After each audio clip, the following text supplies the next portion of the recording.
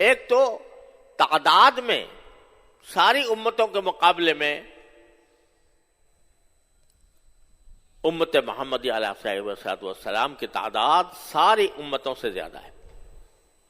ایک حدیث میں آتا ہے کہ رسول کریم صلی اللہ علیہ وسلم نے فرمایا کہ مجھے دکھائی گئیں امتیں تو میں نے پچھلے انبیاء کرام علیہ السلام کی امتیں دیکھیں تو کسی نبی کے ساتھ ایک جماعت تھی، محدود جماعت تھی، کسی کے ساتھ 2-3 ہی آدمی تھے، اور کوئی نبی ایسا بھی تھا کہ تنہا تھا، کہ اس کو بھیجا گیا لیکن اس کی بات کسی نے نہیں مانی اور اسی حالت میں وہ دنیا سے چلے گئے۔ کسی کے ساتھ 1 ہی آدمی، کسی کے ساتھ 10 آدمی، کسی کے ساتھ ایک جماعت، کسی کے ساتھ 150 آدمی۔ پھر اچانک مجھ پر ایک امت دکھائی گئی جس نے، جو ایک ایسا لگ رہا تھا کہ پہاڑ سارا کا سارا اس امت سے بھرا ہوا ہے۔ تو میں نے پوچھا جبریل علیہ السلام سے کہ یہ کون لوگ، کس کی امت ہے؟ تو مجھے بتایا گیا کہ حضرت موسیٰ علیہ السلام کی امت ہے۔ اس کی تعداد بہت تھی، پہاڑ کے اوپر، لفظ یہ آتا ہے کہ پہاڑ کے اوپر وہ چھائی ہوئی تھی۔ تو میں نے پوچھا کہ میری امت کہاں ہے؟ تو سرکار دو عالم صلی اللہ علیہ وسلم کو بتایا گیا کہ اچھا باپ اپنی امت کو دیکھو۔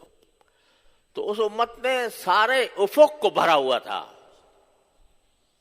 دائیں طرف، بائیں طرف، سامنے، ہر طرف امت محمدی علیہ صاحب والسلام کے لوگ تھے۔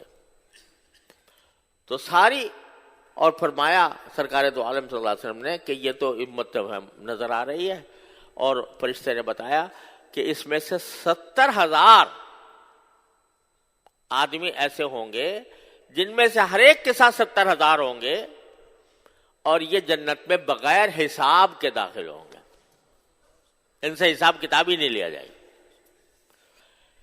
حدیث، ایک دوسری حدیث میں سرکار دو عالم صلی اللہ علیہ وسلم نے فرمایا، اس بات کو بتایا کہ 70,000، اور 70,000، ہر 70,000 میں ہر آدمی کے ساتھ مزید 70,000 ایسے ہوں گے جو اللہ تعالیٰ بے حساب جن کو جنت میں داخل کر دے گا۔ ایک صحابی تھے حضرت عکاشہ بنت ابن محسن، وہ کھڑے ہو گئے اسی وقت اور کہا کہ یا رسول اللہ دعا کر دیجئے میں بھی اس میں شامل ہو جاؤں۔ آپ نے دعا کر دیا، کہا ہاں تم بھی ان میں ہو۔ سرٹیفکیٹ ہی مل گیا ان کو وہیں کہ تم بھی ان میں ہو کہ بے حساب داخل ہو جاؤ گے۔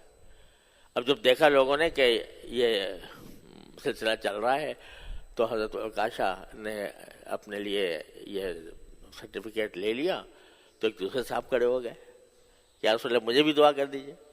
فرمایا کہ عکاشہ تم سے سبقت لے گئے، یعنی اب یہ سلسلہ اگر چلا تو کہاں تک جا کے رکے گا، اس واسطے آپ نے فرمایا کہ عکاشہ سبقت لے گئے۔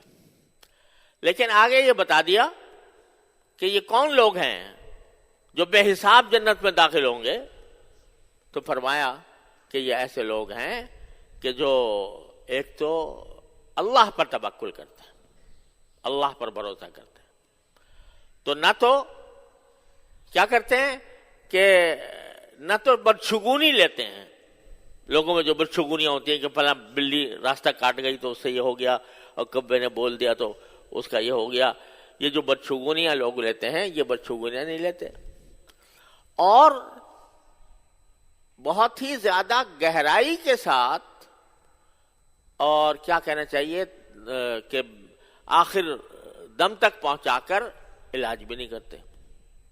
یعنی اگر بیمار ہو جائیں تو جو نارمل طریقہ ہے علاج کا وہ تو اختیار کر لیتے ہیں، لیکن عرب میں ایک طریقہ رائج تھا کہ جب کوئی دوا کارگر نہیں ہوتی تھی تو لوہا آگ میں گرم کر کے اس کو داغا جاتا تھا، اس کو داغنے کا علاج کہتے تھے۔ تو فرمایا کہ جو داغنے کا علاج نہیں کرتے، جس کا مطلب یہ ہے کہ بھئی علاج بھی اگرچہ سنت ہے اور کرنا چاہیے، بیماری کا علاج کوئی حرج نہیں ہے، لیکن علاج میں اتنا زیادہ آگے بڑھ جانا کہ جو غیر معمولی ہو، وہ پسندیدہ نہیں. جیسے آج کل آدمی بیمار ہو گیا اور بیمار ہو کر جب اس کی شفا یابی کی امید نہیں لگی نہیں تو وہ کیا لگا دیتے ہیں؟ وینٹیلیٹر لگا دیتے ہیں. اس وینٹیلیٹر لگانے کا مطلب صرف یہ ہوتا ہے کہ بے ذرا اس کی دھڑکن چلتی رہے، سانس چلتا رہے، باقی کوئی خاص امید بھی نہیں ہوتی. تو اس قسم کا جو علاج ہوتا ہے کہ غیر معمولی بلا وجہ پیچھے ہی پڑے ہوئے ہیں کہ میں کسی طرح اس کو زندہ رکھنا ہے، تو یہ علاج بھی ایسا علاج بھی پسندیدہ نہیں. تو لا یکتوون، وہ لوگ جو داغ نہیں لگاتے، بدشگونی نہیں کرتے اور اللہ کے اوپر توکل کرتے ہیں، وہ ہاں. اور یہ بھی کہ یہ جو ناجائز قسم کے تعویذ گنڈے ہوتے ہیں وہ بھی نہیں کرتے. ولا یسترقون، ایسے رقیے بھی نہیں کرتے جو ضرورت سے زیادہ ہوں. لفظی معنی تو یہی ہے کہ زیادہ جو تعویذ گنڈے ہیں، عملیات ہیں، جھاڑ پھونک ہے، وہ ضرورت سے زیادہ نہیں کرتے ہیں اور اللہ پر توکل کرتے ہیں. یہ ہوں گے جو جنت میں بے حساب داخل ہوں گے. تو غرض یہ ہے کہ سرکار دو عالم صلی اللہ علیہ وسلم کی امت تعداد میں بھی ساری دوسری امتوں سے بڑی ہے اور ساتھ میں اس کو خیر امت کہا گیا کہ سب سے بہترین امت ہے.